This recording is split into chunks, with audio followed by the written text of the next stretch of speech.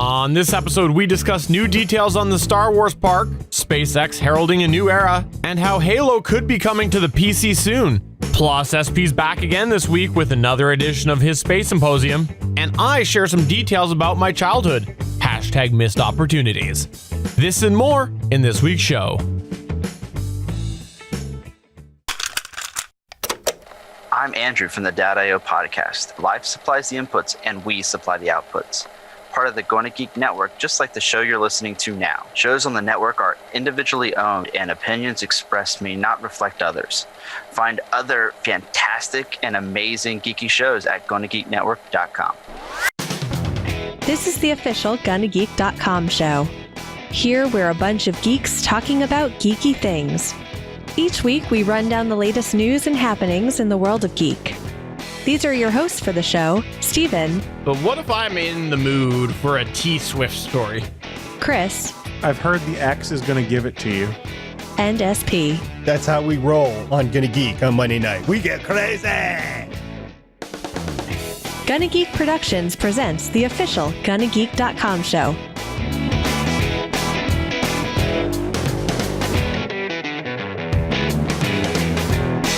Welcome to an all-new episode of the official GonnaGeek.com show. I am Steven John Drew, and I am pleased to say that none other than the Jingle Master General, Chris Farrell, is here. The Jingle Master. Are you trying to entice me into singing?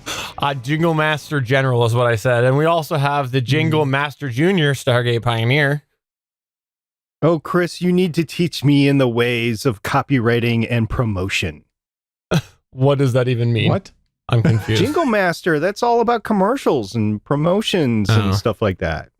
Yeah, I guess it is. That wasn't my intention, but that's okay. We'll go ahead and pretend that was the case. So, yes, very good. Yo, I love it, Stargate Pioneer. Exactly what I was meaning.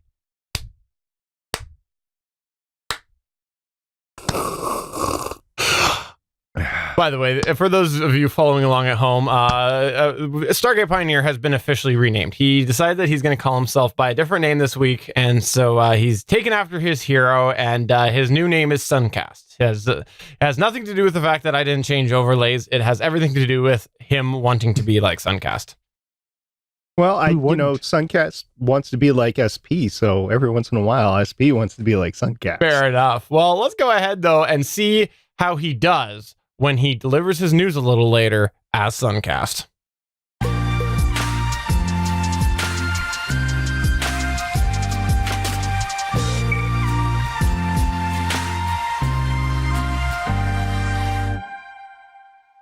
All right, Chris Farrell, this is actually a really exciting piece of news that you're going to talk about today. I was so happy to hear about this. It really feels like it was just yesterday we talked about this being announced. What do you got in your news today?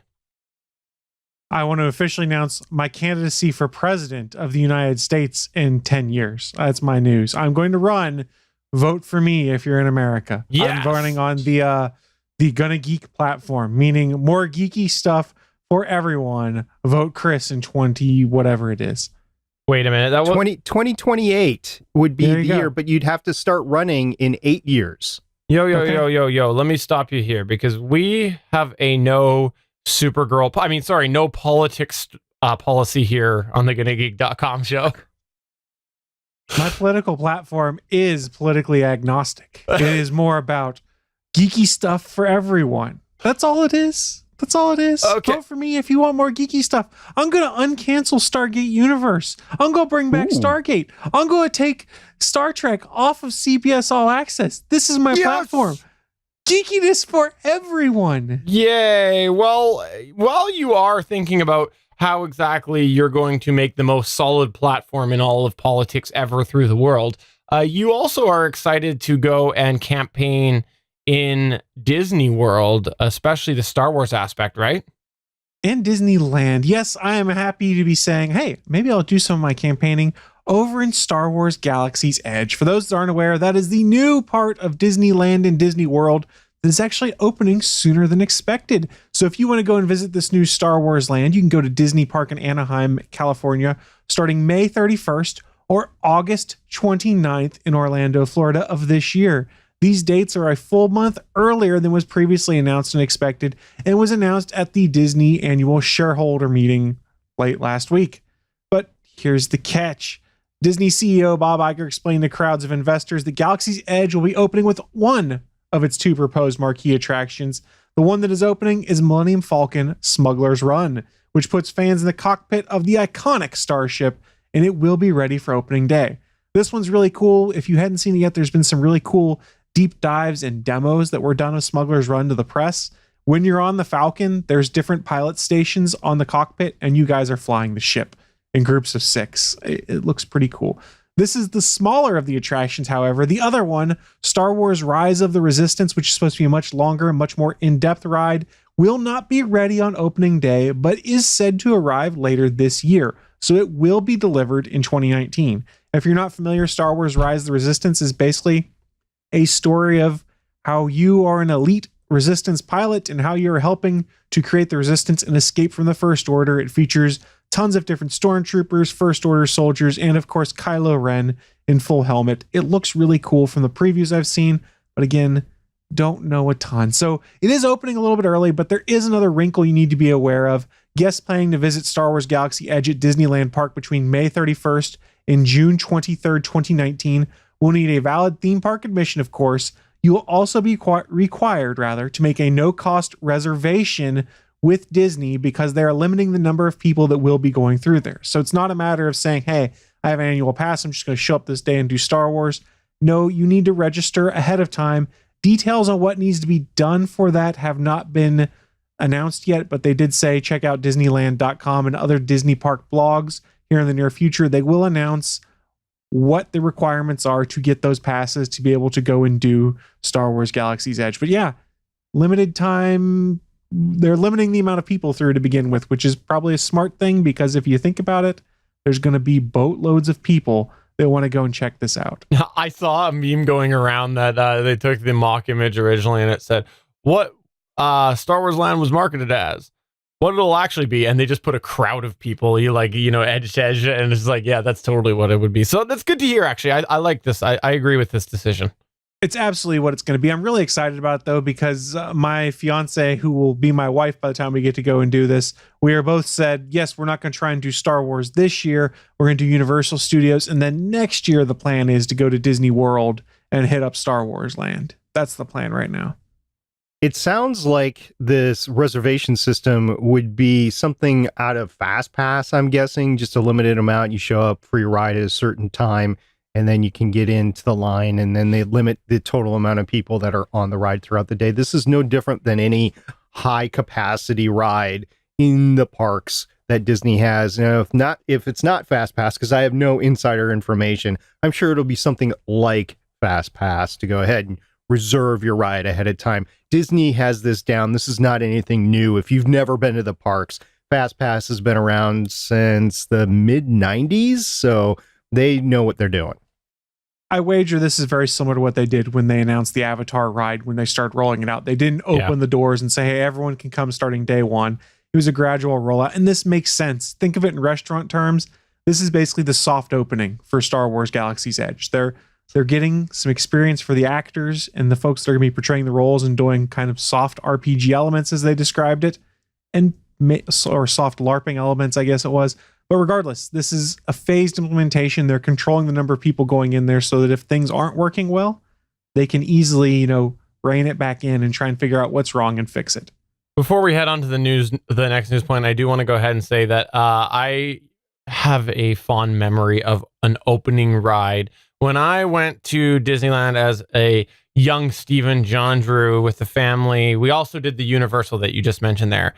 And the day we were there, they were asking people to be the testers on the Jurassic Park ride. On the Jurassic Park ride, to be the testers. And my parents said no. And I just read last year it was closing down. And it was like, I was hoping to see that one day because it was like, it was so close, yet so far. We had the darn little cup. We had the promotional items, but my parents said no. So for everybody who is in that situation, like the day before they are opening up Star Wars Land officially, and you're like, I'm so close, I feel your pain. I feel your Sounds pain. like you need to make a trip before Jurassic Park closes because it's still open in Orlando. So just go to Orlando. It's not the go same. to sunny Florida, Steven. It's not the same. It's not. I have no fond memory of being in Orlando. The last time I was there, it was storming, and I was about to go on to. Well, look, Steven, if you want to come down to Orlando the week of the 19th or 25th, you can come hang out with me. I'll be there.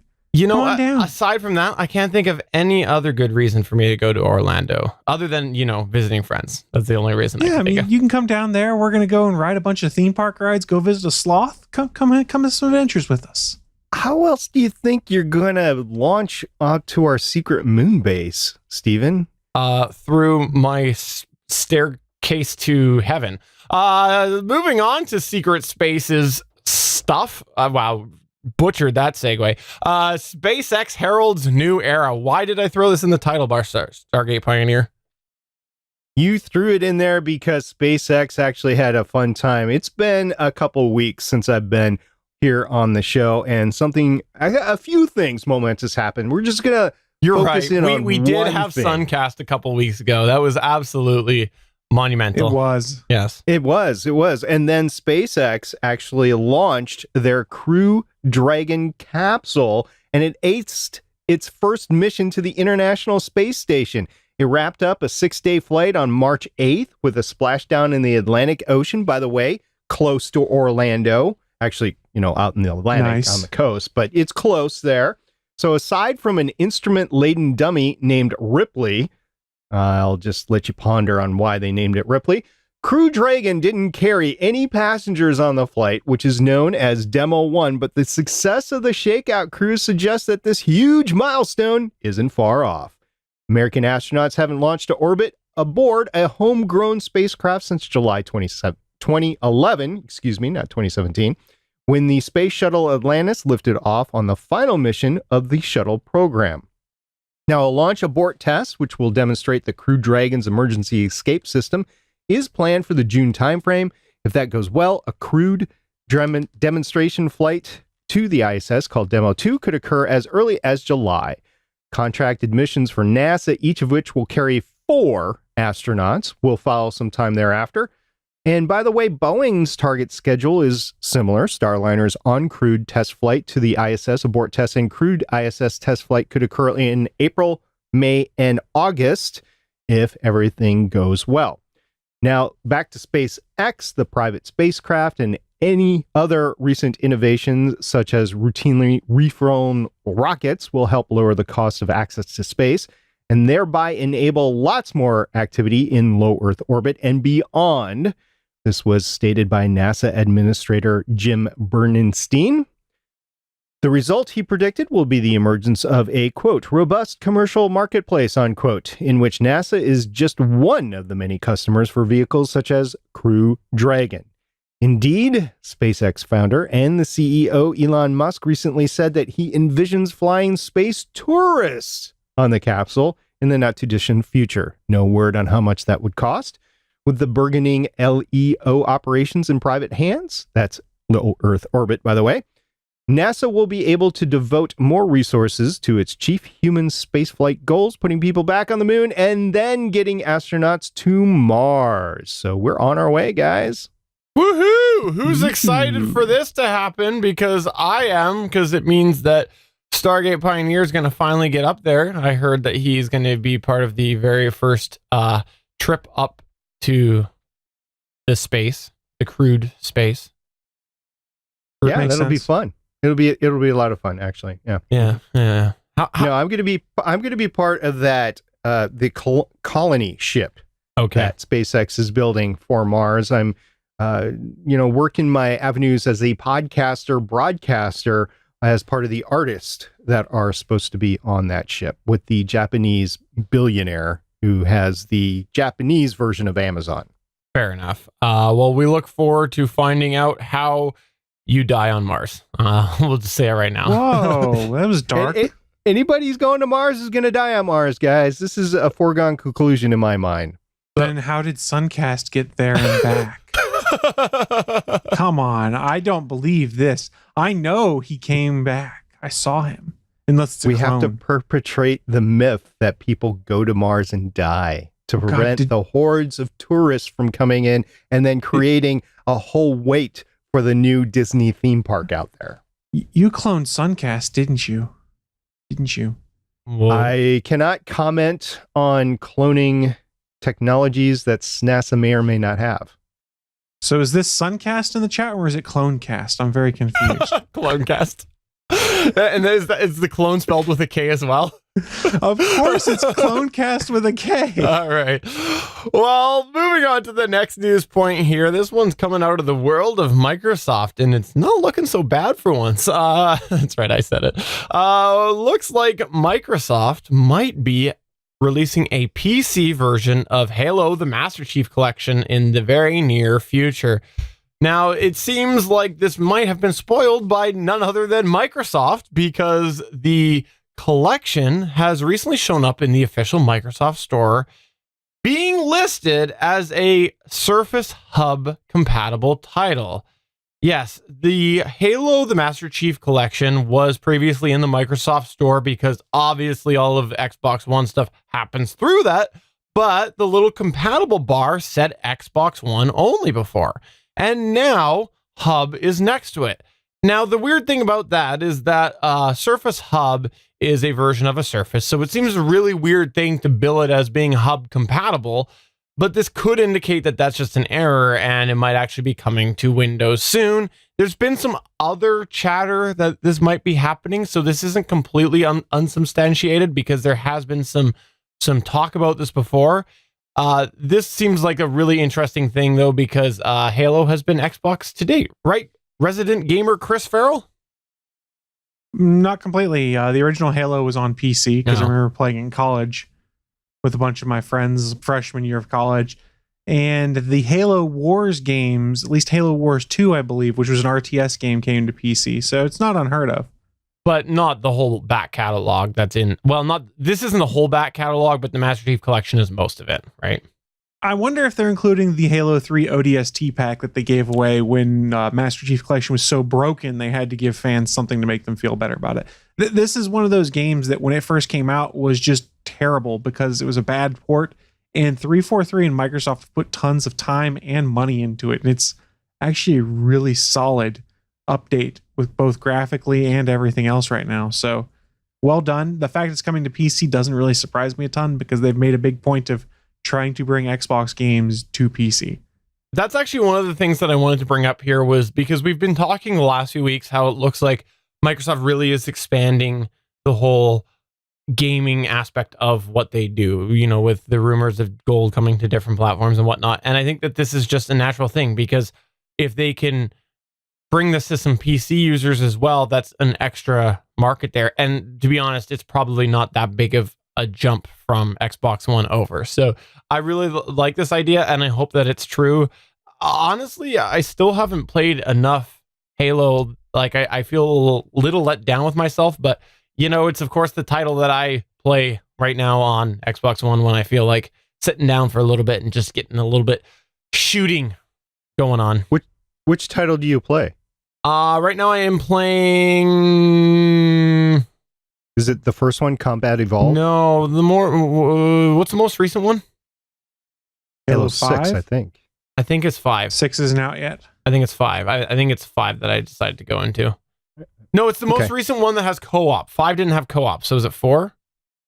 4 then. Yeah, one of them didn't have split screen co-op. It's co-op. It's the most recent one of that. Which is on the Master Chief Collection. Yeah. This was an amazing list of games that I did not get out of the gate, and I learned how to play Xbox through Halo and my kids.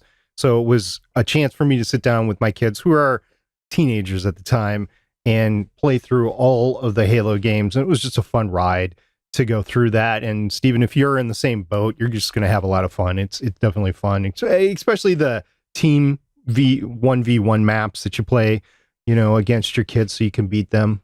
Because I know you're not good enough to beat your brother. You know what?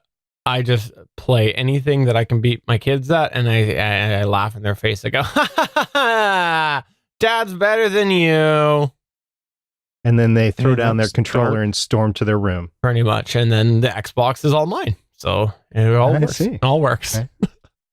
Moving on to the extra news section here. Let's go ahead and kick it off with one that comes out of the world of Google. If you missed this past week, it's important. It's important that you know that Google is urging you to update your Chrome. You should have automatically got an update, but if it's sitting there waiting, saying restart, make sure you do it. Or if for some reason you don't automatically update, you need to know. There was a security engineer that explained in a series of tweets on Wednesday that there has been a vulnerability that can lead to an attack on Chrome. And what's interesting about this is traditionally, some of the attacks that have happened on Chrome have really targeted things like Flash, but this actually was a 0-day bug that was found in Chrome that actually targeted Chrome itself. So this is something that every Chrome that's out there is vulnerable to this unless you've got the patch version. So definitely, if you have not updated your Chrome yet, make sure you do so because it is a security vulnerability, which is why I know that Chris Farrell recently, like within the last few minutes, decided that he was going to go and update his Chrome in the middle of this podcast because he wanted to make sure he was up to date. Right, Chris Farrell? I have to protect myself when I watch pornography. Yeah. That's what it comes down. I'm just kidding. Yeah. But in all seriousness, if you did not update your Chrome, do so now. They encouraged everyone to do it just like Steven said, including on mobile and things like that. So make sure you're updating apps every night when you plug in, everything like that. It's much safer. Stargate Pioneer, I know that you're an Edge user. Did you update your Chrome that you once in a while use? Funny story. I was actually sitting at my computer when this came in and I was like, how do I update my Chrome? So I looked up, how do I update it? Because I wasn't seeing the option available. Turns out it had already updated, but I did need to restart it in order for the update to take effect. And I knew this because of the version number that was displaying. I think I was like 217 and I needed to be 221. And that happened on the restart. And I was all good to go. So moving from one, well, I mentioned it, so we're not really moving from that, but we'll go ahead and use that segue. Moving from one crappy Adobe product to another, I mentioned Flash a second ago. Adobe? Adobe, isn't it Adobe owns Flash, right? Don't they own Flash? They do. Well, yeah, but Chrome is owned by Google, but I right? mentioned Chrome in the whole news thing, and that's why I said the segue didn't work, but I wanted to use it just so that I could say, moving from one crappy Adobe product to another, looks like Adobe is finally killing Shockwave. That's right. Pour one out for Shockwave because that era of the World Wide Web is coming to an end next month because Adobe is officially discontinuing Shockwave, which is a multimedia platform that took the internet by storm because there was all sorts of games and crazy intros and people just used it for really no good. I'm sure I got my first 30 viruses through Shockwave. It was a terrible platform then. It's a terrible platform now, and I'm glad that they're finally getting rid of this. But yes, all of those Shockwave games, they have come and gone because Shockwave is ending officially next month. And if you didn't know that, Shockwave was also like Flash, made originally by Macromedia, which Adobe then purchased. So is this Adobe's attempt to kill off a Decepticon? Yes, that's exactly what it is. Okay. Chris Farrell, all of those Shockwave games that you play at work or played in college, whatever it was, are you sad that they no longer have a life? I will be sad when I can no longer go to newgrounds.com and eBombs World and play the games I remember playing in high school when I was supposed to be in the computer lab doing programming assignments. Be like, psh, heck with this. I'm going to play Flash Tank games. That's where it was at, man. There were so many bad games, but they were fun. They were ridiculously because you were fun. on school time. And they were there. If you ever looked at how many resources those Shockwave games actually took, it was intensive, very intensive. Would it be enough to make you switch over to another computer system, say move from Windows to Mac? No one would ever want to switch something just because they all of a sudden have a one-time resource spike. Resource issue? No, Yeah, okay. Never. Yeah. All right, well, let's go ahead and move on to SP's Space Symposium. Here we go.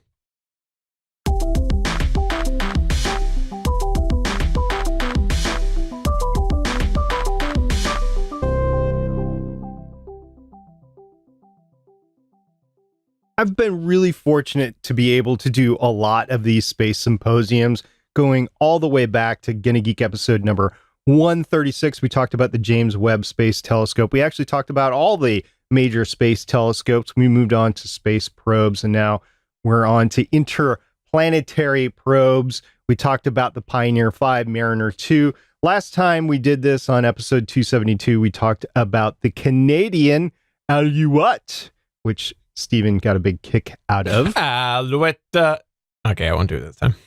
I was just waiting for the rest. Fair enough. So this time, we're not going to talk about one spacecraft. We're not going to talk about two spacecrafts, 3, 4, 5. I'm not going to talk about 5. We're going to go all in. We're going to talk about 9 spacecraft. So what we're going to talk about is the Ranger series of space probes from 1961 to 1965. And after I did the research for this, I understood why Buck Rogers' space shuttle was named Ranger. And you'll get that joke in a second, guys. So basically, these probes were just bent on destruction because either they all didn't work or they all exploded or something. So this was a phenomenal series. They actually came back with some great stuff too. And my favorite one is 8. We'll get there in a second. So Ranger was actually a series of probes that were meant to plug and play and basically do the same thing over and over again. They were trying to do some reconnaissance on the moon because we were going to launch to the moon, and ground-based telescopes can only show you so much. So they wanted to get closer to the moon to get better resolution. And the only way they knew how to do that was actually send probes to go see the moon. So in the early 1960s, NASA produced and flew different series of Ranger spacecraft to study the moon. The Ranger series was the first U.S. attempt to attain close-up images of the lunar surface. The Ranger spacecraft were designed to fly straight down towards the moon and send images back until the moment of impact, otherwise known as bombing the moon. The Ranger series actually took really good quality pictures for what it was. We'll get to the resolution in a second, and they were phenomenal in scientific study as well as selecting the landing sites for the early moon missions.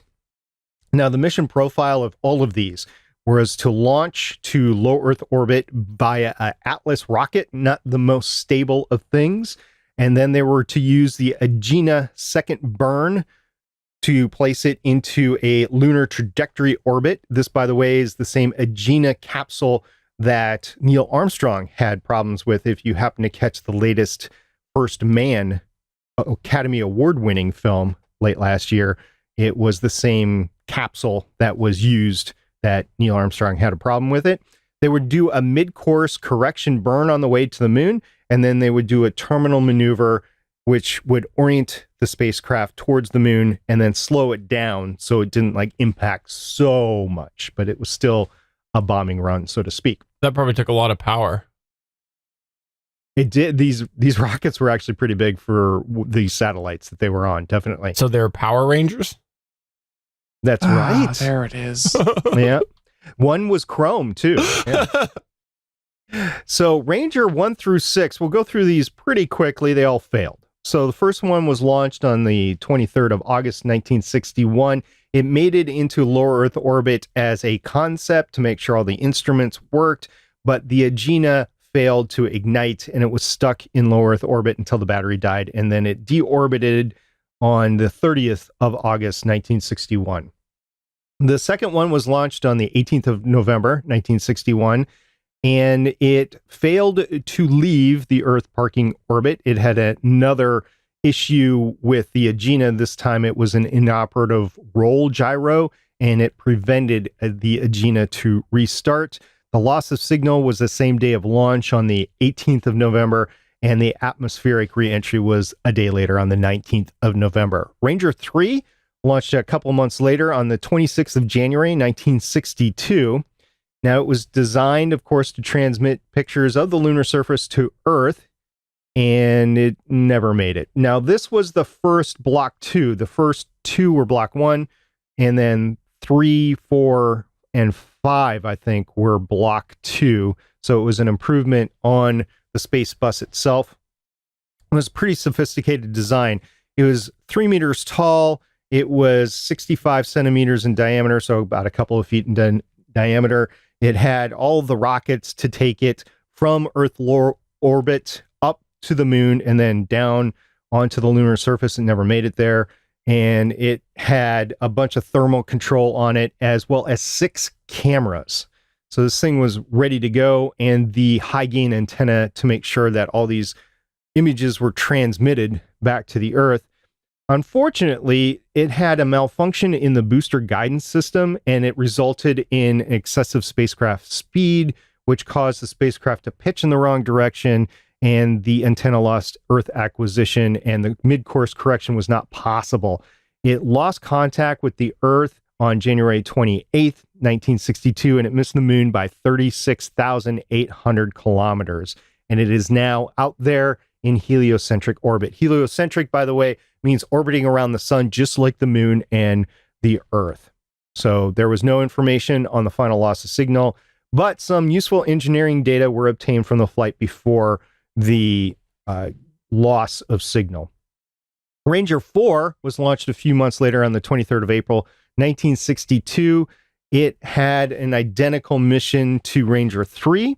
This time, the instrumentation ceased operation at about 10 hours of flight because, well, yeah, a sequencer failed. So we'll blame Windows 10 update on that. Seems right. Yes. So the spacecraft, and basically that's what it was. It was a computer problem that lost. It was the controller computer that lost its ability to control everything. And so the spacecraft couldn't do anything. So this was tracked, though, through the battery in the lunar landing capsule part of the probe, and it did impact the far side of the moon. So the tracker worked, but it impacted at 9,600 kilometers per hour on April 26th. Yeah, that's 9,600 kilometers per hour. That's a big bang. I don't think there's anything left of the thing. Is there a GMC Sierra 4x4 that could drive that fast? Oddly enough, these things weigh between an eighth and a tenth of a 2019 GMC Sierra 4x4 crew cab. So I'm glad that you mentioned the weight. Okay, fair enough. I just wanted What to make about sure. the Denali version? Yeah, it's got a few extra electronics on it, so it's closer to a tenth than an eighth. Yeah. Fair enough. Fair enough. Ranger 5 launched on October 18th, 1962. The batteries actually ran down after 8 hours because the solar panels failed to extend, and it lost Earth contact, and then it missed the moon. I don't know how they tracked it. I think it was the lunar capsule as well. It missed the moon by 725 kilometers, which is not much in space travel. Ranger 6 was the last one that didn't work at all. It launched on the 30th of January, 1964. Mind you, Ranger 5 was October 18th, 1962. So this is more than a year later. This was a Block 3 design, and basically the same in terms of weight, height, width, that sort of thing. And the 2 solar panels, which were about 1.5 meters long each. Now, unfortunately, the cameras failed, and it impacted the moon on the 2nd of February, 1964. However, everything else worked.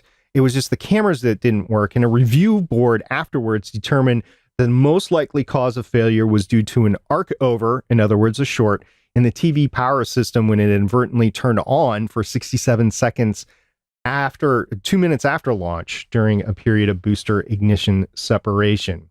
So the flight went well. They just didn't get any images, which was the purpose of the flight. All right, Ranger 7, 8, and 9. These are the successes of the bunch. Ranger 7 was launched on the 28th of July, 1964.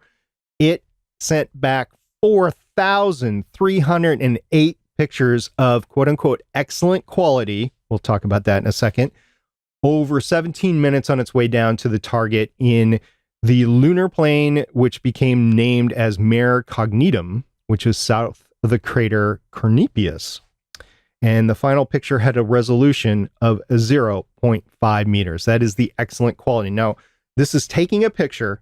It's transmitting over a high gain antenna in the milliseconds, basically, before impact. This was phenomenal technology for July 1964 at a resolution of 0.5 meters. It doesn't say what the height was at that time, but it was a resolution of 0.5 meters. Now, Chris, how big is 0.5 meters?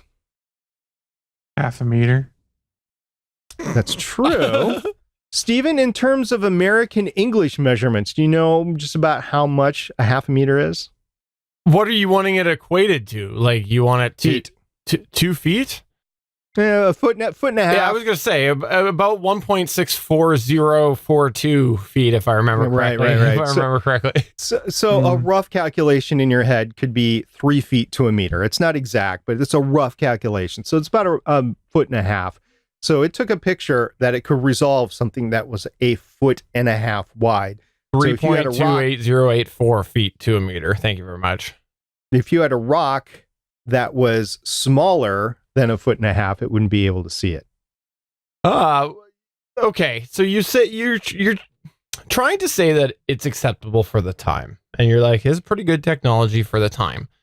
But when you consider time travel, it's pretty crappy, because you've already admitted there was time travel involved. So you could have gone back there and made it Ranger better. Series. I don't know. You told me that you're a time traveler.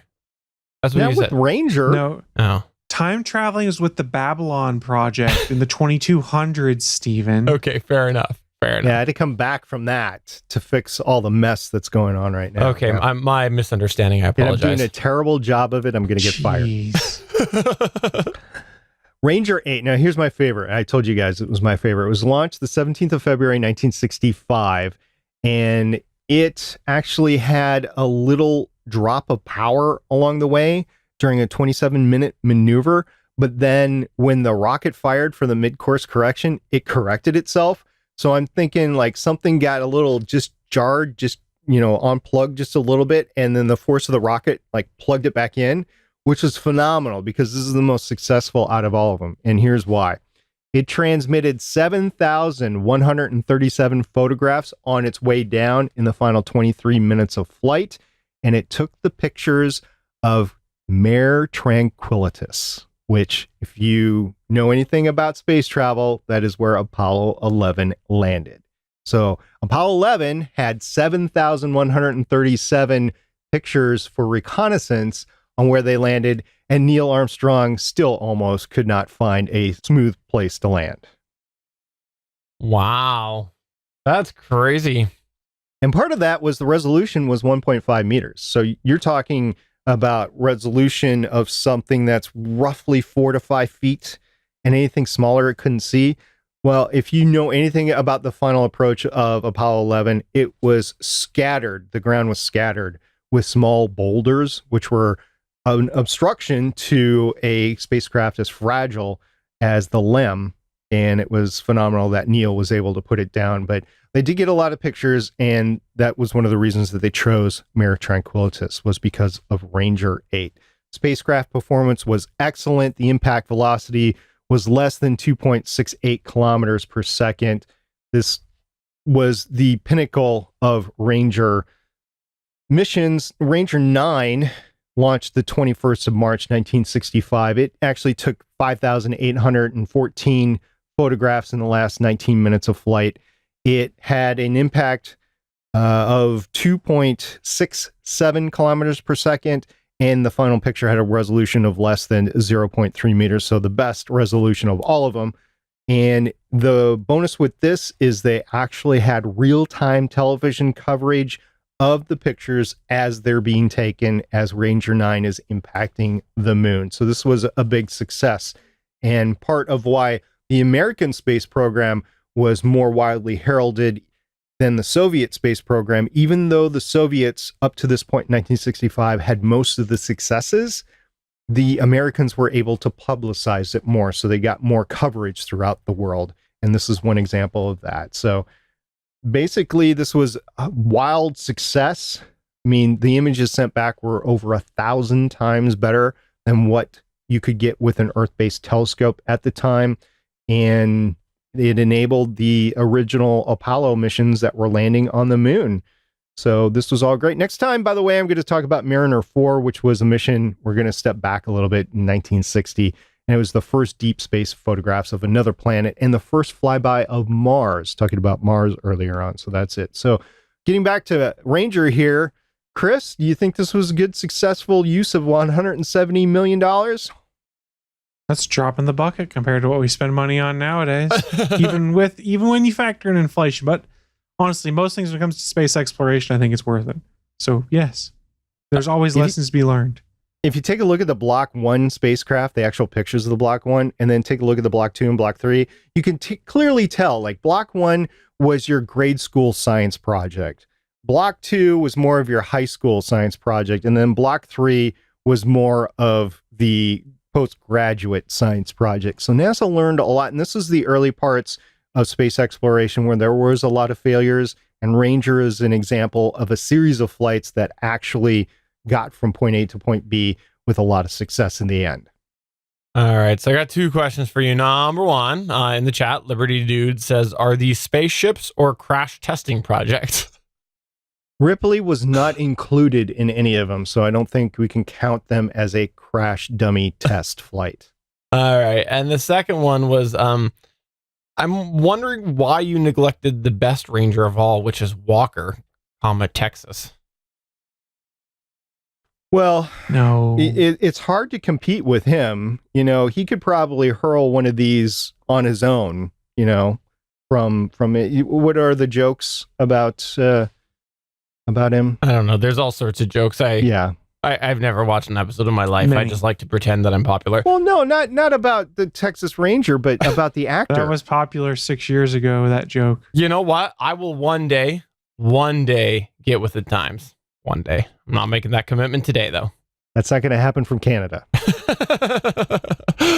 Oh, thank you very much, Stargate Pioneer. I do sincerely appreciate you taking the time to educate us on all of this here. And if you have any suggestions for anything that you'd like to see Stargate Pioneer cover in the future of SP Space Symposium, please do contact him. The best way is usually on Twitter at Stargate Pioneer. But head on over to snasa.space. And you can find all of the SP's space symposiums there. Stargate Pioneer, it's very, very important for us to continue talking about this stuff. And I appreciate you doing all the research every time we do this. You bet. One day we'll even get to rovers and talk about Spirit and Opportunity. Oh, now I'm sad. Why? They were Pour one great. out They for my last. homies. Yeah, exactly. This will be fun to talk and reminisce about old buddies. All right, well, that's going to go ahead and take us to the end of the show. Before we wrap up, I want to remind everybody we're part of the Gonna Geek Network, and the Gonna Geek Network has a bunch of amazing geeky content on it. Some of which I think you might be seeing the last year or two. The past week, we had one confirmed cancellation and one strong likelihood of cancellations with the source material. That's right, if you missed it. CW this past week announced that Arrow is ending at the end of next season, which is a 10-episode season. So you check that out next year. It's going to end somewhere around Crisis. And let's be honest, the Starling Tribune is based off of Arrow. And without Arrow, can the Starling Tribune continue? I don't know. Time will tell. Depends on if Legends of Tomorrow is renewed or not. so that's important to know. And then the other thing was Clark Gregg basically said, as far as he knows, it's this upcoming season of Agents of S.H.I.E.L.D. and the one after that. And then it's it. So possibly we might see the end of Legends of S.H.I.E.L.D. too. Who knows? I have some suspicions on why that whole thing came out, by the way. And it is conspiracy theory. Okay. Sort of time. Let's hear it. Clark Gregg was pissed that he did not get to meet the Avengers, and so he's throwing Marvel under the bus. Oh, fair enough. That's not bad.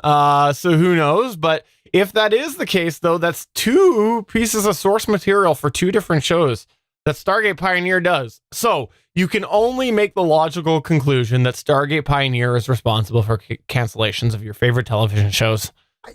No, you can't say that because Arrow will have had 8 seasons, 7.5. It's good enough. Mm-hmm. I mean, TNG had 7 seasons. DS9 had 7 seasons. Voyager had 7 seasons. I think 7.5 is good enough. And 7 seasons with Agents of S.H.I.E.L.D. It's amazing that we had 7 seasons of that. Counter right now.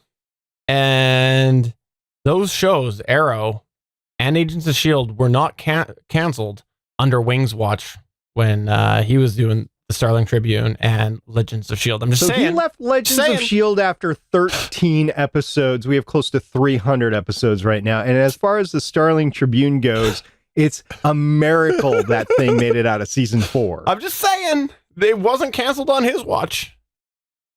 Look, so all I'm going to tell you guys is when these shows inevitably get canceled in the corresponding podcasts, feel free to come join my new show I'm going to do, which is the Gonna Geek Riff Tracks podcast, which is we rewatch the latest episode of the GonnaGeek.com show and to provide commentary, Mystery Science Theater 3000 style. Gonna Geek Riff Tracks. It's going to be the newest show.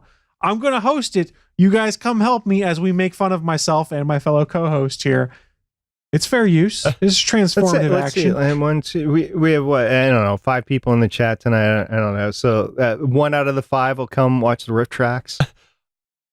I do want to say, on a serious note, with both of those shows there potentially being canceled, the Agents of S.H.I.E.L.D. and Arrow, I'm of mixed emotions because honestly, while Agents of S.H.I.E.L.D. has been really good over the last couple of years and Arrow has been really good this year, I'm of the opinion that neither of them should have been given that privilege to go that far because they were really crappy before that. So I do firmly believe both of those shows probably should have been canceled. That's fighting words on Agents of S.H.I.E.L.D. It really is because Arrow is Agents of S.H.I.E.L.D. was really crappy before the whole that half season before they got into the framework was terrible, like absolutely terrible, and it was pretty bad leading up to yeah, it was really bad. And so like I really think it should have been canceled, and Arrow had way too many seasons extended. So I'm a little sad because they're good now, but I also recognize that I've gotten what in my mind is bonus material. So I'm okay with that. The biggest concern that I have with the Arrow cancellation is the potential reset button happening with Crisis, with this bouncing off of there. I'm a little afraid. I keep thinking about good old Sarah Diggle, how we'll never know her. And I still feel like I was kicked in the nuts for that and the whole Flashpoint thing. And so I am a little worried we're gonna have that, and I'm gonna have a lot of continuity gone. So Steven, here's how you can look at that: is if that is what happens, at least you've got a good stepping off point. That is not a bad way to look at it. So about the Sarah Diggle thing, I honestly don't think Mark Guggenheim knew how much the fandom was gagaing over Sarah Diggle, and now he's got this whole. He can't go back. First of all, he's not the showrunner anymore, but we can never go back and get Sarah Diggle, especially because you moved on to another kid. And so maybe that is the downfall of Mark Guggenheim and his run as the Arrow showrunner is Sarah Diggle. Maybe Crisis will reset that. We'll get Sarah back. Oh man, then you're going to piss off people that are fans of John. Fair enough. Maybe they'll have 2 kids. They could have twins. There you go. That'd be good, yeah. Before we do close, Chris or SP, do you have anything that you want to plug or promote? Let's start with you, Stargate Pioneer. If you haven't seen Captain Marvel yet, go see Captain Marvel on the 19th of March at 8:30 p.m. We're going to talk about it on Legends of S.H.I.E.L.D. right here at Geeks.live. And I know PopX Cast has already done their review, but we're going to do it for Legends of S.H.I.E.L.D. Once again, that'll be 8:30 p.m. Eastern Time at Geeks.live on the 19th of March, 2019. How about you, Chris Farrell? Anything that you'd like to plug or promote? So don't forget to vote for me in 2028 when I run for president on the Gonna Geek platform. But until then, I've got stuff to entertain you. Gonna Geek Riff Tracks starting next year. Come join me. Make fun of what we say here on the GonnaGeek.com show. They already do. They already do. But now I'm giving you a platform. True story. I've already run for U.S. Senate. That means that your information is somewhere on public record. Oh, we can figure it out from there. It'll just take us. You were a secret director. Us years of looking through archive material of thousands of people till we find the one that looks just like you. Kind of not, but okay, we'll talk about it later. So here we go. We'll steal a Clarkson line. On that bombshell, for episode 278. of the official GonnaGeek.com show. I'm Stephen John Drew saying thanks for coming on by Geeks Out Live. We do record Mondays at 8:45 p.m. Eastern. I'm Chris Farrell, and I'm running for president in 2028, so I've approved this message. I'm SP saying I love doing the Space Symposium. See you guys next week. Bye. Bye. President. I am not a crook.